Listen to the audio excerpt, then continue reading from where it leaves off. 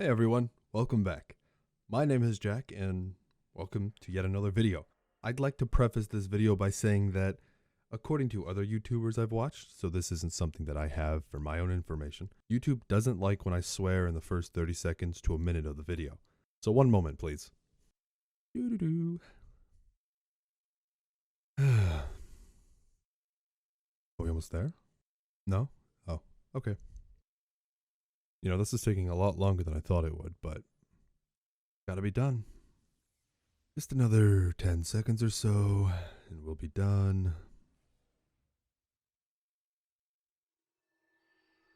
And what the fuck?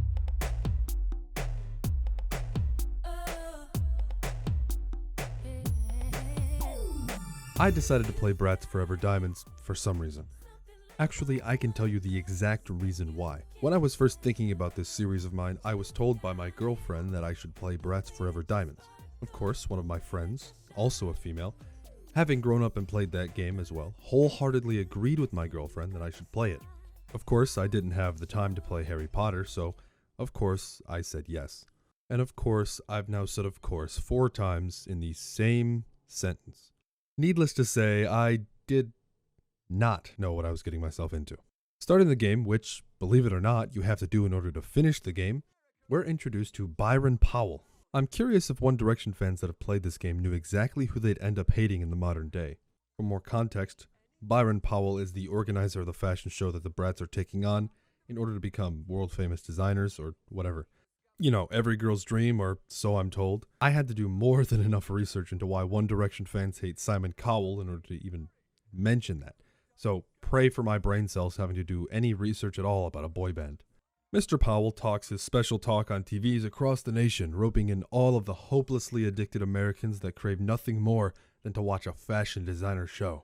I certainly can name at least 12 of the 15 people I regularly talk to that sit down and watch fashion designer shows and competitions. They're hopelessly addicted and, believe it or not, are currently going cold turkey in order to recover. As a result, they haven't even watched one fashion designer show in their entire life.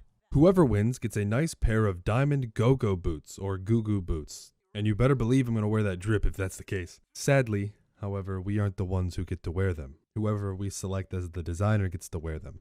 Honestly, I'm confused as to what the designers are even meant to do.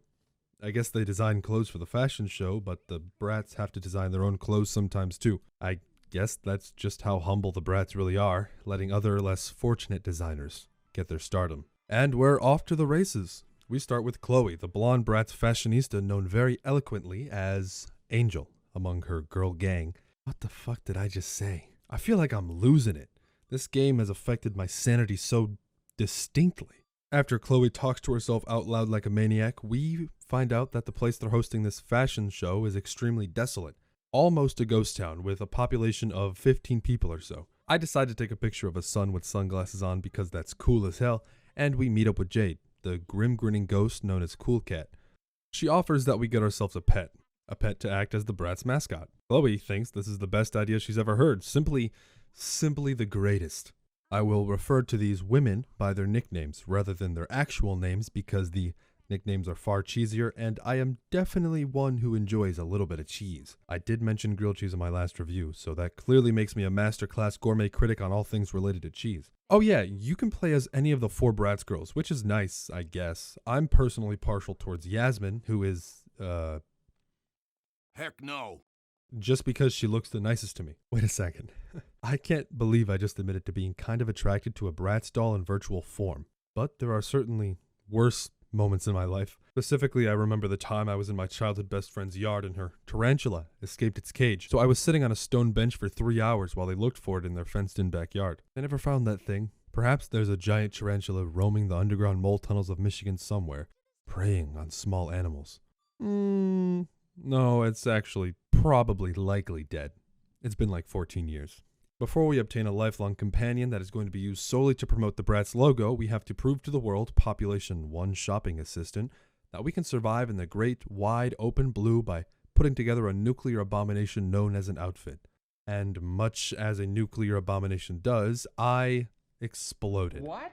I guess I just choose an outfit, since the stuff available makes me want to blow my brains out with a can opener and serve it with 7 layers of dip. Then it's on to find Sasha using our sick-ass inline skates. Nobody can convince me that skating is a manly thing to do now that it's been featured in a Bratz game. That isn't toxic masculinity, that's just factual. On to the, place with the things so we can find Sasha in a music shop where I get to sample music. I ended up accidentally frame perfecting their conversation, so the genius in me decides it's time to stop showering and take a little stroll onto the melee player side of things with how fast I tap the A button. And then I sample all of the tracks in the game to see what the best one really is. And by the best one, I mean the absolute worst that I'll be annoyed with by the 3rd time it plays in any instance that it rears its ugly head.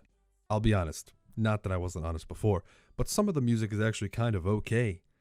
I'll nod my head to the overly produced, female-oriented, super preppy pop music, I guess. It's whatever.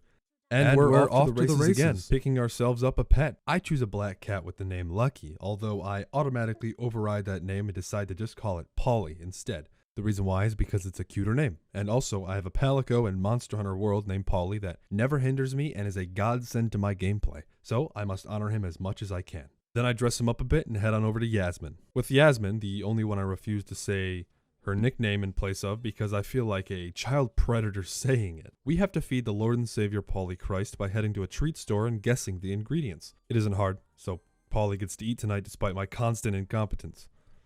The girls decide it's time to head on out to find their designer. Then we get some tunes while the Bratz drive in a semi-truck. Teenage girls driving a semi-truck definitely cannot go wrong. Once we arrive in the middle of somewhere, the Bratz show their clear superiority as the your thing dumbasses somehow mess up a button press. After more talking from Byron Powell, the Bratz choose a cowgirl named Mandy or something. All you need to know about her right now is that she's the embodiment of destruction and chaos. Every time I look at her as I play, the game begins breaking down at mock Jesus. The frames are far too busy tripping over themselves to make it into my game, so then the core gameplay loop begins. The repetitive, painful, sometimes funny gameplay loop. The first fashion show is going to be Halloween themed. Hooray. But until then, there's nothing else we can do except force little girls and their parents to buy all of the Bratz magazines by filling them to the brim with mildly interesting and yet super cute things. This is also where Mandy proves herself as a monstrous embodiment of destruction and chaos, as I said before. Right as we get back to the Bratz office, just after talking to her, my recording resolution fucks up and becomes super tiny for about 6 minutes. Well, it actually screwed up the resolution forever, so I just had to zoom the image in on OBS to record it better. I swear, if she turns out to be some kind of villain in this story, I'm gonna say I told you so. I'm gonna be honest though, this entire next part completely left my brain, and it's all about just doing side missions for people. I'm not sure if you have to do these side quests, it's just extra stuff that you could do if you were enjoying the gameplay. Unfortunately for the bozos at Blitz Games that thought girls needed boring video games, you know, where boys got shit like Devil May Cry, I was not enjoying this game all that much at this point. But, to be fair, beginning of the game, I'm also an asshole, so completely understandable. My primary tasks are completing a number of quests with each brat, however. Yasmin's task is taking pictures of a smoothie bar. Pretty easy and straightforward. Sadly, this game doesn't give me a lot of room to make good jokes, so I have to make some stuff up. Skating through the fields of insipid knob, Yasmin is desperate for that last picture she needs to win the arduous and endless war of attrition that America totally won and definitely didn't lose when it comes to a bunch of patriotic rice farmers. Thankfully, she isn't fighting for America, but for the United States of fashion. As bombs fall and traps spring, Yasmin continues skating until she finds her prize, the smoothie bar just outside of the mall. She did it. The United States of fashion can remain stylish and fashionable once again. While doing side quests, I find out that I have to take pictures of some flowers and momentarily do that, completely forgetting about the side quest that I had to do. This, as it turns out, is very typical because of my awful memory and my poor video game abilities. Incredible, really, that God had to nerf me in order to make sure I wasn't infinitely more broken than I already am compared to all of you. One of the side quests involves makeup, however, which is probably one of my favorite parts about the game. The whole make your own stuff. I decided to give Yasmin a decent look, something I whipped up myself. I started with a full facial cover, giving her a very beet red look. Though that wasn't enough, I decided to switch it up a little bit and give her a light white spray across the nose. My impeccable makeup skills kicked in once again, so I erased all of it, wiping it off with a makeup wipe. Well, maybe all of it, and decided to go for a more simple, contemporary look. I started trying to outline her nose, but I found the angles were far too complex to truly outline. I kept trying though, even going for a dotted line finish. It didn't hold. Then I decided to pull out the big brain plays and go for a style inspired by the contemporary rapper known as Tekashi 6ix9ine. Once again, it doesn't fan out. Finally, I figure out exactly what I want to do. I started by adding some glitz and glam with a nice Bratz B from the logo before finishing it off with a green ITCH. Perfection. Don't question why I know that much about makeup. Please, it'll embarrass me infinitely more than any story I could ever tell you. Eventually, we finish the side quest, and it's on to the next brat. Angel, or Chloe for the uncultured swines who know nothing about brats this far into the video. She has to do more makeup. Okay, I'm not doing another makeup section like that. Also, when Angel is talking about what she has to do, we can see the effects of the universe-level threat that is the cowgirl Mandy. Without getting too far into the whole makeup stuff, I spend far too much time turning Angel into a clown, fit for a carnival. Fitting, because this is exactly how I feel playing this game. We do live in a society, after all. Also, more side quests where I have to put Polly, the benevolent power source of the universe, into a pet competition. Naturally, doing some not-so-quick time events nets me a dominant victory, embarrassing the rest of the competition. Though, to be fair, this is Polly that we're talking about. Next up is, Jade? Whoever Bunny Boo is. I've lost track of the real names at this point. Her job is to find some tickets. Polly, once again, shows his worth by being the one to actually find the tickets. I mean, there really is nothing else to say about this part. Polly is the ultimate detective in this game, the only real redeeming factor, and then this part is over. And finally, we have to deal with... Wait. Cool Cat is Jade. So what is Bunny Boo? I really don't remember. Cool Cat's job is to make a nice outfit and take a photo of herself in a photo booth. That's it. This game was really made for young girls? Did the company think they were brain dead stupid?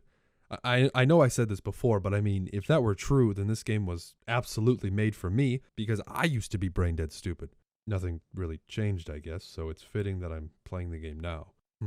After designing an astounding perfect caricature of the modern day political climate that we have here in America, I put it on and then go take a few pictures in the photo booth. It turns out this tiny ass photo booth is actually the TARDIS, bigger on the inside than on the outside. Then it's time for the greens and the beans. We have to make a poster for our first ever fashion show. I, of course, showcase my creative talents, as I will be telling you every time this comes up, and then we have to race around Stylesville to put them up. After figuring out I can 50-50 grind the air itself, I finish up the posters and buy some jewelry before heading on to the fashion show. With this fashion show, we get to change hairstyles and clothing in order to look alright. We can only choose 2 of the brats to use, so naturally I choose the best 2. Yasmin and Cool Cat. Why are they the best 2? Because they are, I guess. They're the only 2 I knew before playing the game. Does that count? I dressed them up like they're cosplaying stripper versions of a witch and an angel. Then we have to do some not-so-quick time events again to finish off the show while a whack-ass song plays that makes me want to eat dirt with a spoon. After both and Cool Cat finish their strutting, we have to take pictures of Mandy. Okay, then Christy does some poses with the volume turned way down, making a complete joke out of herself. And I'm sitting here thinking, I just did those poses, so why do I get different treatment? It's because I'm better than her. It's that simple. Then Mandy goes missing. Is her name Mandy? I forget honestly, even though I'm literally looking at her name in the previous paragraph and I just want to sound like I'm funny and very forgetful, but I'm not too keen on the universe-destroying cowgirl reappearing anytime soon. Back to more tasks then. Cool Cat has to dress Polly the Undying up in some fashionable new clothes. I end up giving him a bow on his head, which it seems the game is glitched because now I can never take it off until I replace it with a completely new head item, which isn't available for the majority of the game. All I have to do is take a picture of him now. Then it's more side quests. These are so boring, I'll honestly spare you the details. Nothing fun or funny really happens anyway. Basically, somebody lost all of their shit like an idiot who doesn't know how to zip up their backpack. We have to invite a bunch of people to a gym and then pose afterwards, and we have to round up a bunch of juicy gossip, which, surprise, turns out to be as juicy as my eyes during a Seth Rogen movie. For the people who have garbage tastes in comedy, I mean completely devoid of juices at all. Then we have to go to Florida. Good God, have mercy on my soul. I have to willingly drive into Florida for something. It's very lucky that the new designer that we have to find is in Florida and not somewhere completely different. Otherwise, we'd be in a very, very, very fashionable pickle right now, wouldn't we?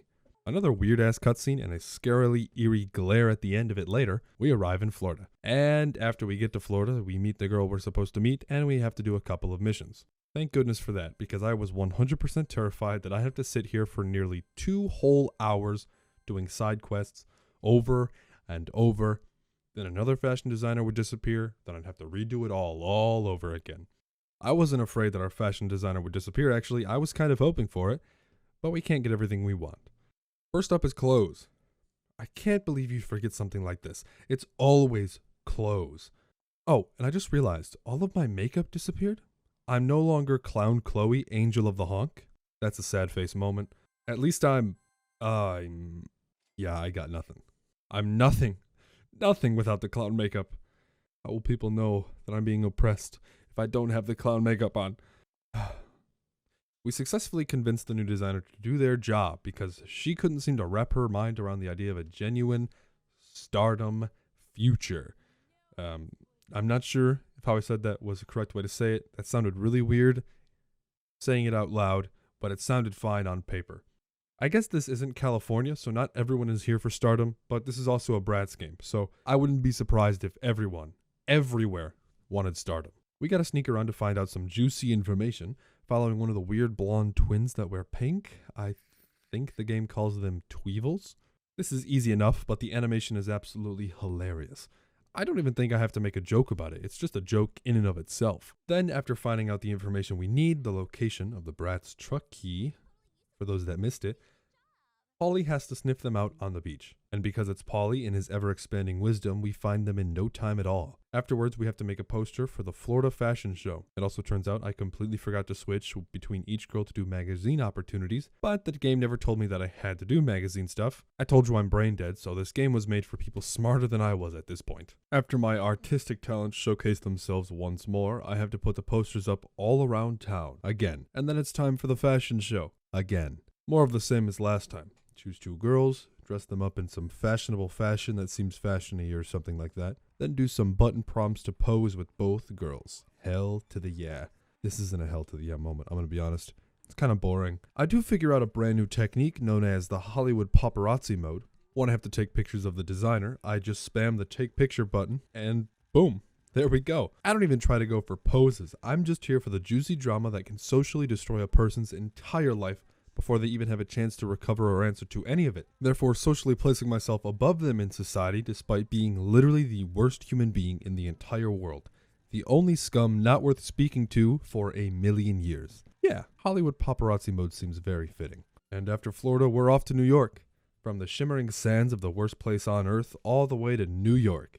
Somehow even worse. But it's Christmas! That's right, all you weirdos who get all upset when anything Christmas themed happens when it isn't even Christmas should just turn off the video now, because there is Christmas music in every store, and I'm loving it. What I'm not loving is that there are more side quests that we have to do. The first actual mission is making yet another poster and then posting it up around town for the 6 total people that currently occupy New York. After making a controversial new poster, I posted up all across town with an odd time limit requirement, which I never called out before. I dressed Polly the Infinite up in some comfy looking Christmas clothing because I sure would hate not wearing a Christmas sweater at all times if it were a winter wonderland outside. Can you tell that I like Christmas yet? I don't really have much else to say about this part. The side quests are just as boring as they've always been. The best part about it is that it's all Christmas and winter themed. After following someone around, finding makeup kits, and taking creepy photos of people, we finished the side quests, and it's time to hop back into the main gameplay and do stuff. And things, I think. Yasmin has to take pictures of movie posters. They aren't even good movies. You'd think these girls would have watched like Citizen Kane or Boss Baby once in a while. Angel has to do an ice skating race. That's literally it. It's just inline skating, but on ice. That isn't a hot take or anything, they're literally the same controls. I'm really regretting what I said earlier about calling them by their nicknames. Especially because I almost forgot Chloe's nickname was Angel while scriptwriting. Also because it's still pretty creepy to say. Bunny Boo has to do a pet competition with Polly, the eternally gracious and strong. Maybe Bunny Boo is also creepy to say as a grown man? Too bad I forgot Bunny Boo's real name, and the only other way I could describe her is the Black Bratz Girl. Not kosher. Not kosher at all. Then I have to make a new poster because our fashion designer went missing. I decided to showcase the visual representation of big corporations' power over the modern day people and their seemingly infinite surveillance of the world around them. It really tells us how scary it is living in the modern day because we are just numbers in a machine to them, endlessly working to the bone so that we die desperate and tell our kids to work harder so they only push themselves beyond even our limits. Is what I would say if I wanted YouTube to take my video down, but no, I just tried to make a weird eldritch abomination with what the game gave me. Polly, the growing threat to the universe's doubters, runs around searching for perfume or something like that afterwards, presumably to track her down. Polly, the great, powerful, wise, effervescent, kind, mind-blowing, rich, tasteful, and gleaming, finds where she is. I believe her name is Sharon or something. And then we find out we have to dress up as one of the Tweevils, wearing pink and having a blonde wig on. I decide to use Bunny Boo to disguise as a Tweeble to see how truly stupid they are, because I thought it would be funny. Believe it or not, they are really stupid, and I sneak inside and get away with what I have to do. Huzzah, our designer is saved, unfortunately, and it's fashionista time. Another weird cutscene with PowerPoint presentation transitions plays, and boom, the final show begins after I make another poster. This one represents the gleaming yet crippling weight that is placed on the famous people across the world to stay as good as they are, or else they're not worth anything anymore. Okay, maybe we're going on with a fashion show now? Yes? Yes. Okay, good. I choose Angel and to do the show, and we're back at it again. More not so quick time event button prompts to finish off the show, and there's nothing else to it. I just sat here and watched something on my second monitor while momentarily glancing to check out which button prompts I had to do. That's it. It was at this point my brain was being fried at a speed of 26 IQ points per minute. I'm pretty sure I'm single digit at this point. I could be wrong. Sure feels like that. After that, more speed photos, and I don't even try to aim it this time. I just swing back and forth to get it done, proving my worth as a member of the personality-draining paparazzi that is so crucial to societal advancements. Then a 10-minute cutscene begins where the Bratz girls are announced the winners. Then, guess what? I told you so. The antithesis to Polly, the ultimate alpha, omega, sigma, iota, and beyond appears, manifesting itself as a universe-destroying cowgirl named Mandy. She steals the diamond go-go boots, and the Bratz girls chase them down. A couple of them almost get hit by a train. Imagine how sad I was when I saw that they actually didn't. And my first question is, why couldn't I run this fast in the game? The Bratz girls got tricked into climbing onto a train and then somehow made it back here in like less than a minute as well. Usain Bolt's been real quiet since Bratz Forever Diamonds started running. Also, they do a photo shoot on ice or something to some overproduced music. That's that. Bratz is over. Also, I just noticed that the game literally said watch the credits to the end for a little surprise, and then I skipped them. Whoops. Hey, I'm gonna be real honest with you though. This main menu does kind of go a little hard.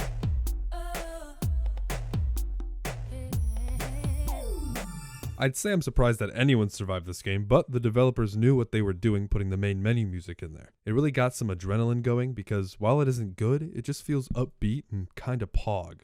Really gets the blood flowing, and then the game hits you in the nose as hard as it possibly can. So let's get into the review then. The gameplay sucks. I should probably try to explain more about it, but that's all there really is. The side quests are pretty blech, very repetitive, and this game makes me think that video games were absolutely catered more towards boys if shit like this is what justifies in-game missions. This also comes from a time when games were just a lot simpler because it was for pure entertainment purposes, where you could sit down and play through a game in 4 hours, I suppose.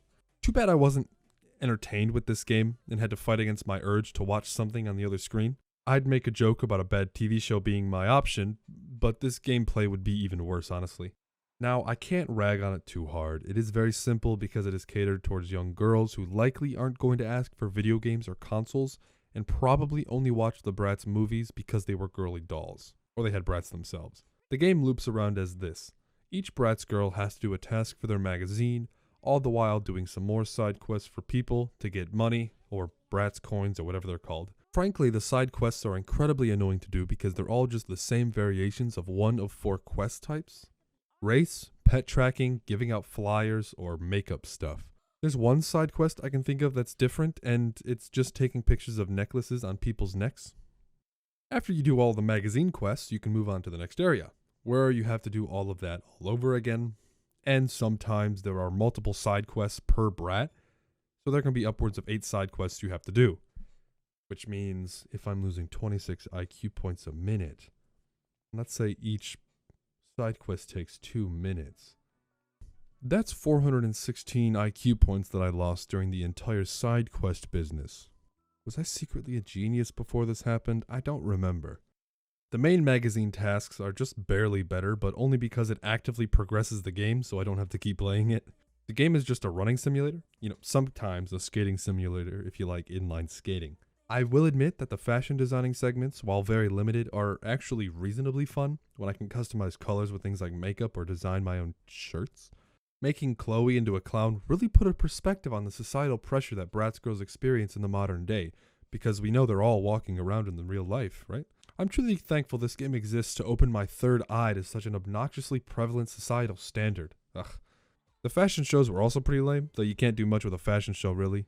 It wasn't even lame in the sense that they had potential to do better things, it was just lame in the sense that it didn't feel spectacular enough for the hype the game gave it. The game is literally built around these fashion shows. They're just button prompts with a timer. That's all there is to it. Now this is absolutely a kid's game. I completely understand. And it was made for stupid kids, it feels like. Or maybe for kids that adults thought were stupid. And it's just purely coincidence that it's directed primarily at a female audience, since I can think of stupid boy games directed to children too. Children games directed to boys. Wow. But with how this game works and plays, I didn't even enjoy the simple and fun stuff. If I want to try and relate to the Zoomers, I can use a soundbite. Ready? So I give this gameplay a out of. So apparently this was a movie-based game, and I actually watched the movie.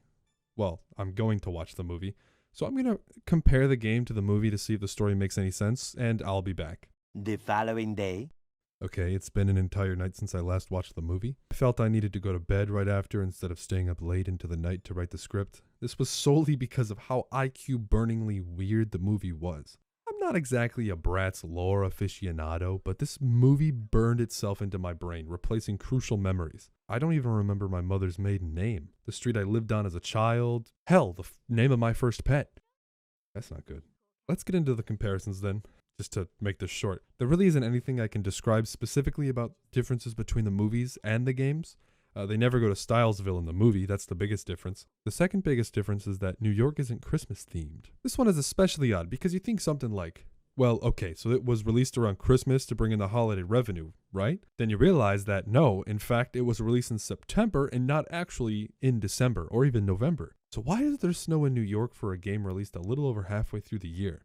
Pretty much, the movie encompasses everything involving the game's events without getting down and dirty with the specific things happening in-game. I guess down and dirty in the context of this game was not a good thing to say. The funniest change is that Byron Powell, the totally not Simon Cowell ripoff, tends to play pranks on the Bratz, dressing up as a cowboy haunting them, cross-dressing to be a diner waitress, and even pretending to be an alien with a UFO.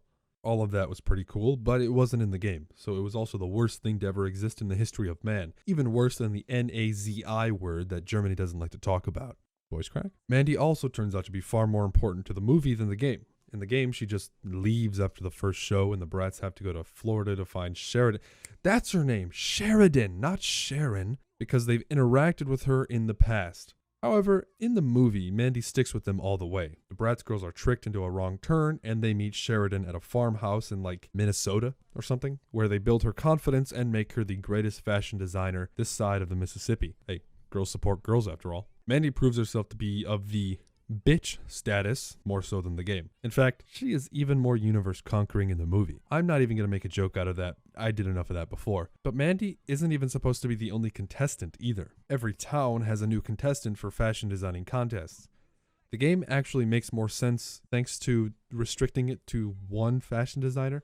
And because of this, I will definitely give it 2 upvotes and a comment that just reads based. Overall, the story is a 2 out of 4. Okay, the music. The music bops, okay? The music straight up bops. It's overproduced, shitty garbaggio that somehow weasels its way into my brain and makes me smile when I listen to it. Okay, not all of the music does this. There are a few select tracks from the soundtrack that I will make an audible noise of pure disgust and agony when they play during the game, but most of the tracks are nice. Not to mention, once the Bratz get to New York, Christmas music starts playing in the stores. I love me some good old-fashioned Christmas music. Unfortunately, #1 hit singer Mariah Carey's crazy popular song, All I Want for Christmas Is You, Make My Wish Come True, doesn't play, so that's a net loss overall in my opinion. But the main menu music is by far my favorite song from the soundtrack, just because it makes me feel a little more uppity about playing the game when I load it up and press start. Since I'm not a magical audio engineer with the power of tones and harmonies on my side, I can't exactly go into detail about certain songs, but I am smart enough to tell you that these songs tear into my brainwaves and replace certain critical thinking receptors, implanting their melodies and overproduced synth sounds into my head forevermore. These shits are in my fucking nightmares. I can't get this shit out of my head. I've been hearing the main menu music for nearly a week now, ever since I started the game. It's been driving me absolutely insane. Because of my feeling for the soundtrack, mixed feelings that is, I give the music a 2 out of 4. Good job, Bratz. You made me like you in one area. Believe it or not, this game doesn't actually feature original cutscenes at all. I know, right? Mind-blowing. I know it's odd to not start out with talking about the in-game graphics, but I just have to say all of the cutscenes, like the CGI cutscenes, are cut straight from the movie. The movie itself is around 1 hour and 13 minutes long, and the final cutscene of the game is about 10 minutes long. That means 1/7 of the entire movie, at the very least, was put into the game itself. I don't even want to count for the rest of the game, honestly, but too bad I did that exact thing. It really wasn't fun, but math never is, so that's alright with me. I go through the painstaking labor equivalent to having a concrete rebar shoved down your throat so I can get you the exact numbers and metrics needed to prove my points. So without further ado, the amount of movie material put straight into this game in the form of cutscenes is 14 minutes and 15 seconds. That is 19% of the movie put directly into the game. Okay, all things considered, not as much as I thought, but this is a game based directly on the movie, so that isn't that bad. Otherwise, the graphics are pretty alright. They're not nearly as good as other games stylized in a cartoon manner, but there's not much you can really do with a Bratz doll when making it into a video game. I don't expect graphics as close to realism as possible, nor graphics stylized similar to like Chibi Robo. Other than that, there's very little in the way of interesting graphics. Sometimes I could hardly tell what kind of food I was combining at the little mini games. I know there was like a chicken, and then a chicken wing, a turkey wing, or something. Maybe an egg, but some of them just look like globs. That's more of an art direction for like a PNG thing rather than specifically graphical issues within the game, but I thought that would count. The game did tend to lag quite a bit, especially when Mandy was on screen. I'm 100% blaming Mandy for that shit though. There's nothing that'll change my mind about it. I give the graphics a 2 out of 4. And with all of that added up, let me do some calculations real quick. Let's see, carry the 4, divide by 12, multiply by the factorial, long division, combine the x's and the y's, not together though, just with their own separate entities, then equal out the equation on both sides. Alright, it seems like we've got a bit of a verdict here. Bratz Forever Diamondz, the psyche-destroying phenomenon, runs like a fever dream. Dear God, please never make me play this game again. It's not as bad as it could possibly be, true, but the only redeeming qualities are the music and some pieces of the story. Even then, it isn't even really a redeeming quality. All in all, Bratz isn't as bad as I described it to be. Okay, it definitely is. That's just me trying to make a lighter tone of it. It's really annoying to play, but I still enjoy doing what I had to do to get this shit done. I'm not sure what game I'll be doing next, but I can surely tell you I'll enjoy it. Hopefully. Probably. Thank you so much for watching. I appreciate the time you gave me, and I certainly hope it wasn't wasted. Don't forget to like the video, or hell, dislike it if you want to. The likes and dislikes don't really do anything for a video anymore, it seems. But what does do something is subscribing, and role-playing Quasimodo as you ring the bell for me. My name was Jack. It always has been. And as always, just a humble bounty hunter, man. Stay lucky.